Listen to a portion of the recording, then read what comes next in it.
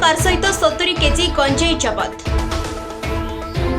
चोरा गंजेई चलाण बेले गंजेई माफिया को माड़ी बसिला कामाख्यानगर अबकारी विभाग। 3टी बोलेरो और गोटे एसटील कार समेत 70 केजी गंजेई जबत। एथिरे संपृक्त 7 जन को गिरफ्त करिछि अबकारी विभाग।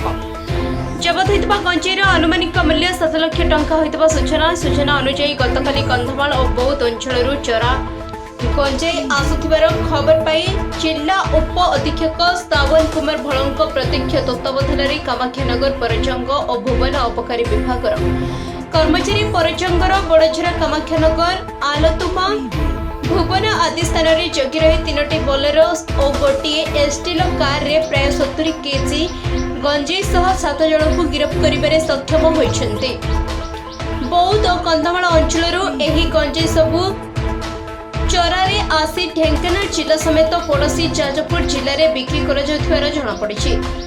एही चढ़ाऊ फल 4 गंजेई चोरा चालाणकारी समेत 3 जन स्थानीय व्यापारी को गिरफ्त कर उप अबकारी अधीक्षक श्री भोल सूचना देछन्ति। कामाख्यानगर प्रकाश कुमार पात्रंक रिपोर्ट द न्यूज टुडे।